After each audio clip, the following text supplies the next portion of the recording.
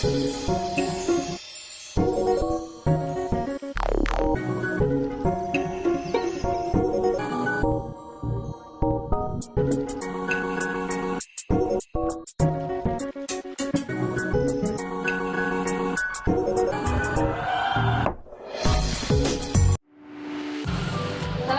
warahmatullahi wabarakatuh.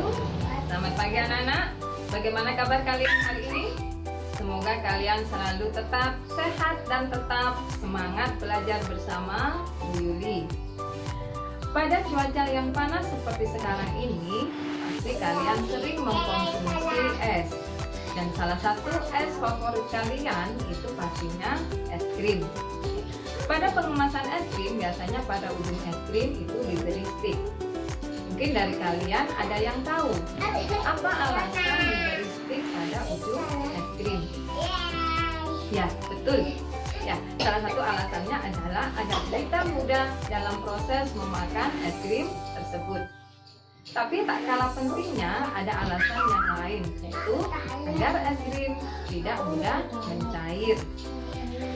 Es krim jika dibiarkan pada udara terbuka, maka es krim tersebut akan mencair. Dan es krim akan lebih mudah mencair lagi apabila terkena langsung oleh tangan kita. Hal itu terjadi karena adanya proses perpindahan energi panas atau kalor dari tangan kita menuju es krim tersebut. Nah, proses perpindahan kalor atau energi tersebut akan kita bahas hari ini pada pokok bahasan kalor dan perpindahannya. Oke, mari kita simak pembelajarannya ya. Kali ini kita akan membahas mengenai kalor dan perubahannya. Minggu yang lalu kita sudah membahas mengenai suhu. Antara suhu dan kalor itu saling terkait antara satu dengan yang lain, tapi pengertiannya berbeda. Suhu itu adalah derajat panas dinginnya suatu benda. Kalau kalor itu adalah suatu bentuk energi yang secara alamiah dapat berpindah dari benda yang suhunya tinggi menuju suhu yang lebih rendah. Ini Bu Yuli punya penggambaran tentang kalor ya. Jika ada dua buah benda yang mempunyai suhu yang berbeda, jika yang satunya punya suhu yang tinggi dan yang satunya lagi punya suhu yang lebih rendah, maka akan ada energi yang mengalir dari benda yang bersuhu tinggi menuju benda yang bersuhu rendah. Energi yang mengalir tersebut atau energi yang berpindah tersebut itu yang dinamakan dengan kalor, begitu ya. Jadi, kalor itu berpindah dari benda yang suhunya tinggi menuju benda yang suhunya rendah. Agar kalian lebih bisa mengerti konsep kalor, mari perhatikan video berikut ya. Pasti kalian di rumah sering setiap hari merebus air ya. Ini pada saat kita merebus air atau memasak air dengan menggunakan kompor, air yang semula dingin lama-kelamaan akan menjadi panas. Mengapa air menjadi panas? Air menjadi panas itu karena air mendapatkan kalor. Kalor yang diberikan pada air mengakibatkan suhu air naik. Lantas dari manakah kalor itu? Kalor itu berasal dari bahan bakar gas yang kita pakai.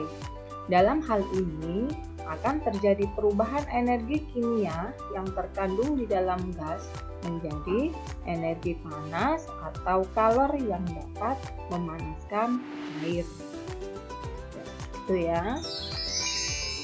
Kemudian bagaimana cara kita mendeteksi adanya kalor pada suatu benda? Kita mendeteksi dengan cara mengukur suhu benda tersebut. Jika suhu kita ukur, maka jika suhu benda tersebut tinggi, maka kalor pada benda tersebut itu besar. Dan sebaliknya, jika suhunya rendah, maka kalor yang dimiliki benda tersebut adalah kecil. Setelah kita mengukur besarnya kalor, pasti kita harus tahu satuannya. Satuan kalor yang dipakai itu adalah satuannya joule dan kalori.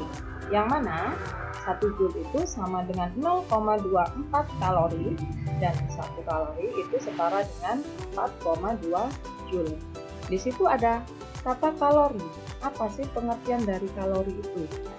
Nilai 1 kalori itu sama dengan banyaknya kalori yang diperlukan untuk memanaskan 1 kg air agar suhunya naik 1 derajat Celcius. Jadi 1 kg air jika ingin suhunya naik 1 derajat Celcius maka perlu yang namanya kalor sebanyak 1 kalori.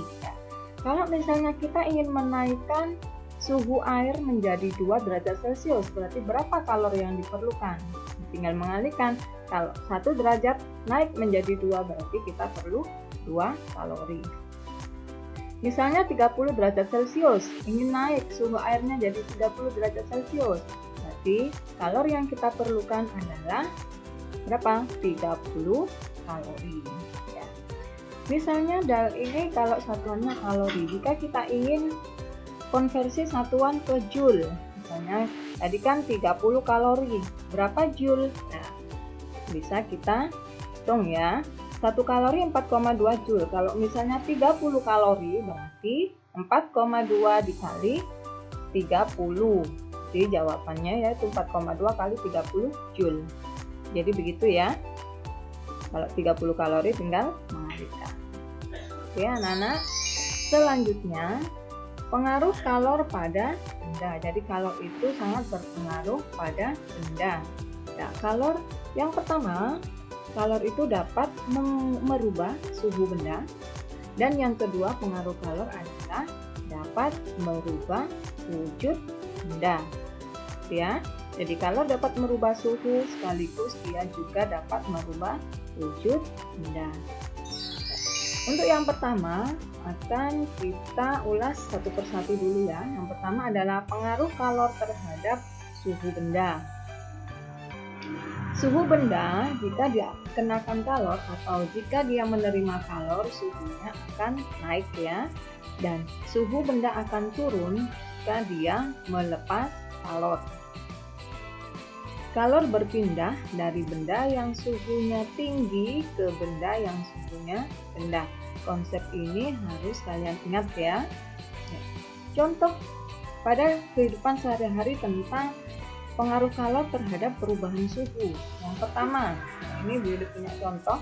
Ada air es dicampur dengan air panas ya, akan menghasilkan air hangat. Air es yang dicampur dengan air panas akan jadi hangat. Pencampuran ini pasti ada apa? Ada benda yang menerima kalor dan juga ada benda yang melepaskan kalor sehingga air yang tadinya dingin dan panas menjadi hangat. Nah, siapa yang melepas dan menerima kalor? Yang menerima kalor adalah es.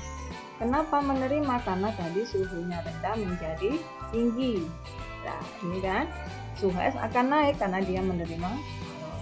Dan yang kedua, air panas, dia melepas kalor. Apa tandanya dia melepas? Ya, karena tadi suhunya panas, kemudian jadi hangat. Berarti karena dia melepas kalor. Itu ya anak-anak. Contoh yang kedua yaitu kulit akan terasa dingin jika diolesi alkohol. Ini ada dua kejadian, ada kulit, ada alkohol. Berarti harus ada yang melepas dan ada yang menerima kalor. Siapa yang melepas kalor? Nah, kulit ini merasa dingin. Kenapa dia merasa dingin? Karena suhunya turun, dikarenakan dia melepas kalor ke alkohol. Nah, sebaliknya alkohol itu akan menguap. Dia menguap karena dia menerima kalor dari kulit, sehingga karena menerima kalor suhunya tinggi. Karena suhunya tinggi maka dia dapat menguap alkoholnya. Begitu ya.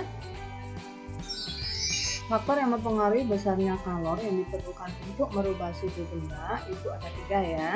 Yang pertama adalah massa jenis, yang kedua adalah jenis zat, dan yang ketiga adalah perubahan suhu.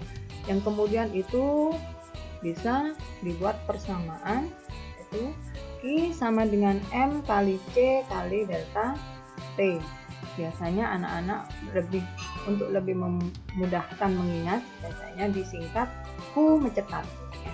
Yang mana Q itu sama dengan kalor yang diperlukan untuk merubah suhu benda, satuannya Joule, dan M adalah massa benda, satuannya kilogram.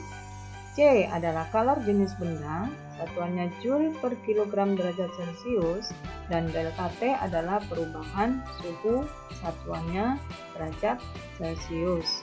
Dan kalau melihat persamaan ini maksudnya bahwa kalor yang diperlukan untuk merubah suhu itu bergantung pada 3, yaitu massa.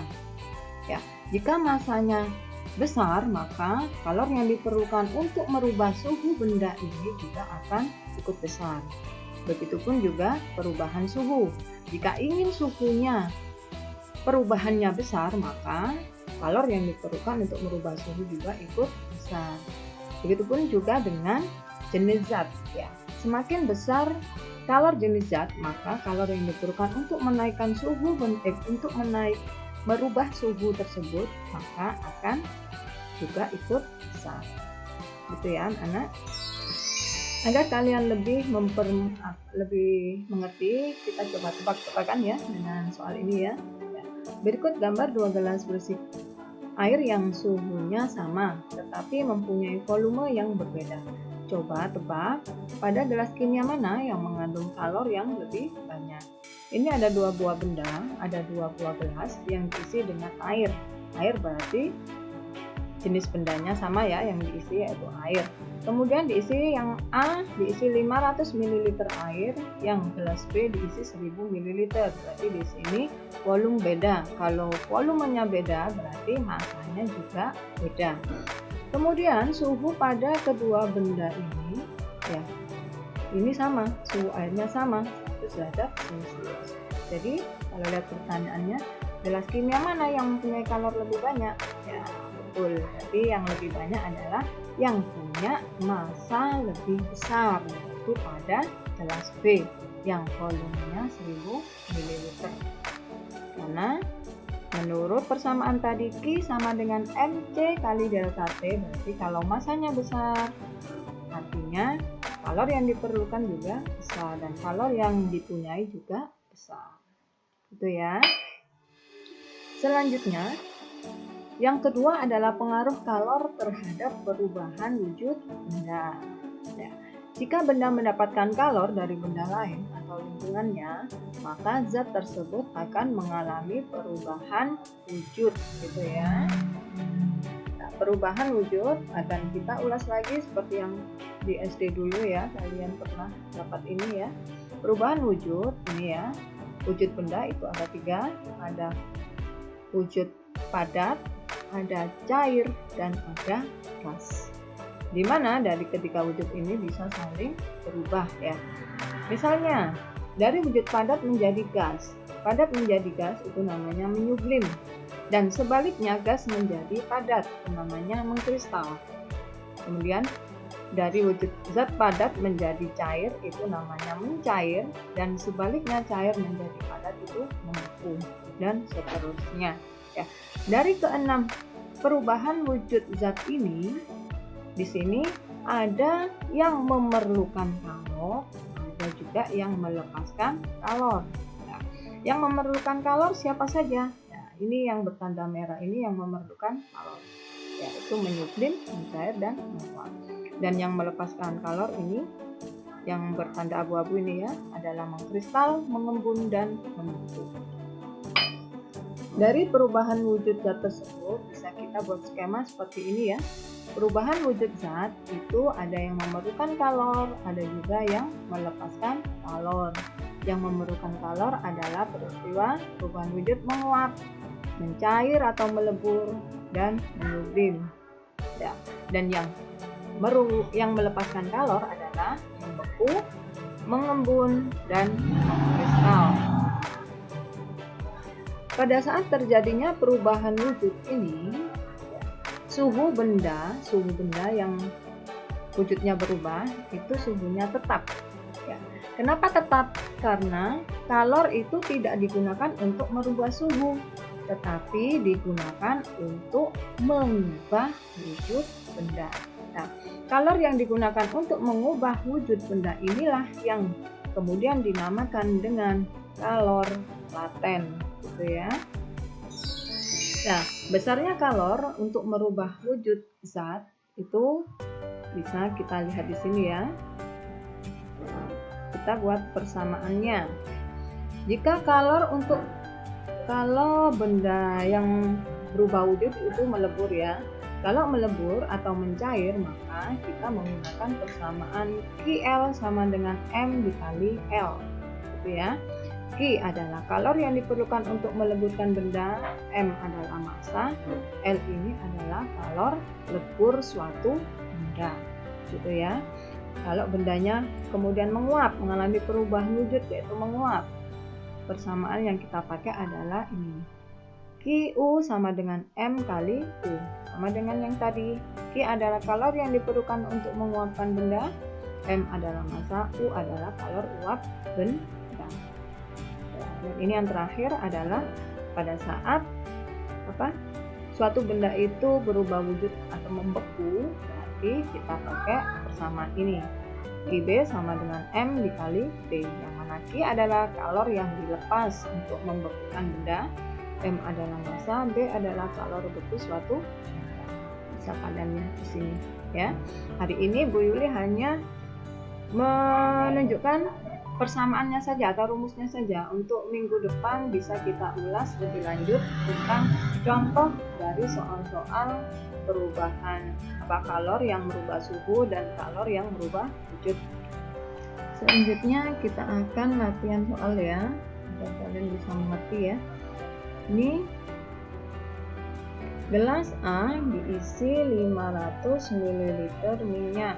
Jadi gelas A diisi 500 ml minyak dan gelas B 1000 ml minyak.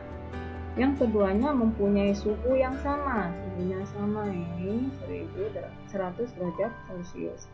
Apabila kedua minyak tersebut dipanaskan untuk mencapai suhu tertentu, yang memerlukan kalor yang besar adalah pada minyak yang mana? Itu ya. Tadi kita sudah belajar ya bahwa besarnya kalor itu tergantung pada 3 faktor, yaitu massa, jenis zat, dan perubahan suhu. Di sini perubahan suhunya di sini adalah sama ya. Pertama suhunya sama, kemudian jenis bendanya juga sama-sama minyak ya. Yang berbeda di sini adalah massanya. Ya, massa di sini diwakili oleh volume, yaitu jika volumenya 1000 ml dengan 500 ml otomatis lebih banyak, massanya lebih banyak yang 1000 ml. Jadi massanya lebih banyak yang B ya. Jika massanya besar, maka otomatis kalor yang diperlukan untuk memanaskan juga ikut besar. Jadi jawabannya adalah yang mana? Ya, jawabannya adalah yang B. Itu pada gelas B ini karena 1000 ml memerlukan kalor yang lebih banyak. Selanjutnya soal yang kedua ya. Perhatikan perubahan wujud berikut. Yang pertama, tukang las menyorder logam. Embun memburamkan kaca mobil saat hujan. Yang ketiga, es batu mencair ketika dibiarkan di tempat terbuka. Yang keempat, agar-agar yang sudah matang dimasukkan ke dalam cetakan hingga memadat.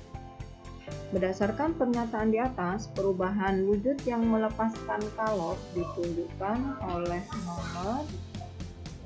Kita coba deteksi ya. Di sini yang dicari adalah perubahan wujud yang melepaskan kalor. Jika melepas kalor, maka suhu benda akan turun.